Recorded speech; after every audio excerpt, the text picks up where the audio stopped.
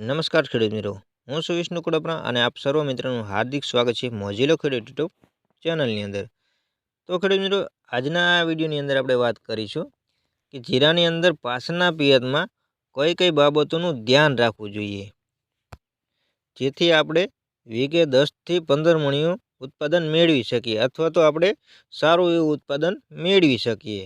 તે પહેલાં જે પણ ખેડૂત મિત્રો ચેનલ પર નવા આવ્યા હોય તો મોજીલો ખેડૂત યુટ્યુબ ચેનલને સબસ્ક્રાઈબ કરી દો અને સાથે વિડીયો પસંદ આવે તો વિડીયોને એક લાઇક કરવાનું ના ભૂલશો। તો ખેડૂત મિત્રો, ઘણા બધા એવા મિત્ર હોય છે જે પાછળનું પિયત આપતા નથી છતાં પણ સારું ઉત્પાદનની આશા રાખીને બેઠા હોય છે।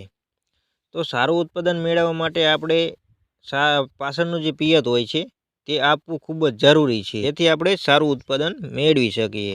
તો પાછળનું પિયત આપ્યા પહેલાં આપણે આ બાબતોનું ધ્યાન રાખવું જોઈએ કે પહેલી બાબત એ છે કે જીરાના પાકની અંદર સુકારો ન હોવો જોઈએ।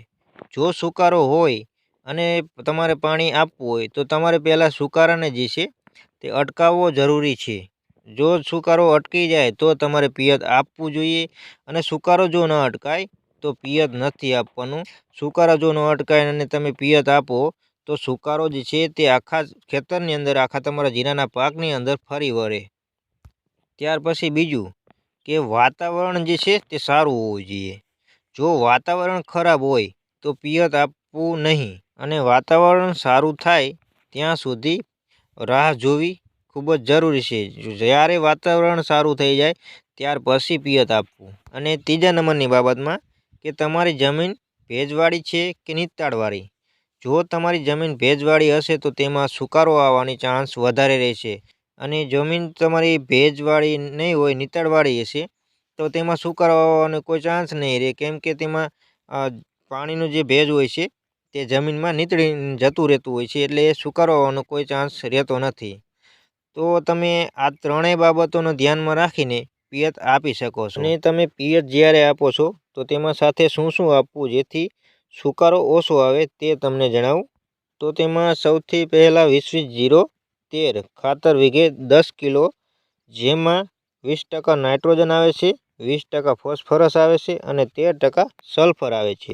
અને એની સાથે તમારે સલ્ફર જે 90% આવે છે તે તમારે એની સાથે વીઘે 1.5 થી 2 કિલો જેટલું આપવાનું। અને યુપીએલ કંપનીનું સાફ પાવડર આવે છે જે તમારે વીઘે 250 થી 300 ગ્રામ લઈને આ ત્રણેયને મિક્સ કરીને પાયા પહેલાં, એટલે કે આપણે પિયત આપ્યા પહેલાં ઉડાડી દેવાનું ખાતરને, પછી તમારે પાછળથી પિયત આપવું। તો આટલું ખાસ કરીને પિયત આપતા સમયે આપવું જોઈએ।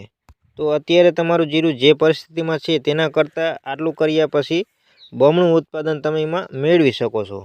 અને પિયત આપ્યા પછી જીરામાં સુકારાનો પ્રશ્ન રહેતો હોય છે, તો એના માટે તમારે શું કરવું, તો તમારે એઝોક્સિસ્ટ્રોબિન 8.3% પ્લસ મેન્કોઝેબ 66.7% ફૂગનાશકનો છંટકાવ કરી દેવો, જેથી સુકારાનો પ્રશ્ન જે છે તે તમારા જીરાના પાકની અંદર જોવા નહીં મળે।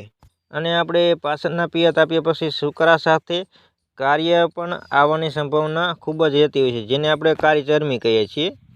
તો કાર્યના માટે આપણે એક વિડીયો અગાઉ બનાવેલો છે, આપણે આના પહેલાં જે અપલોડ કર્યો છે તે કાર્ય માટે આપણે એક વિડીયો બનાવેલો છે, તે તમે જોઈ શકો છો। અથવા તો આપણે હજી એક કાર્ય માટે ગેલેલિયોનો જે વિડીયો બનાવ્યો છે તેના માટે ફરીને એક ગેલેલિયોની સંપૂર્ણ માહિતી તરીકે એક વિડીયો બનાવવાના છીએ, તો તમે તે પણ તમે જોઈ શકો છો। તે પહેલાં તમે અત્યારે તમારે વિડીયો જોવો હોય તો ચેનલમાં એક વિડીયો આપણે અપલોડ કરેલો છે, તો તમે તે જોઈ લેજો। તો ખેડૂત મિત્રો, વિડીયોમાં બસ આટલું જ। વિડીયો પસંદ આવ્યો હોય તો વિડીયોને એક લાઇક કરી સાથે ખેતીના દરેક નવા વિડીયો જોવા માટે મોજીલો ખેડૂત યુટ્યુબ ચેનલને સબસ્ક્રાઈબ કરી લેજો। તો ચાલો ખેડૂત મિત્રો, મળશું એક નવા વિડીયો સાથે, ત્યાં સુધી જય જવાન જય કિસાન।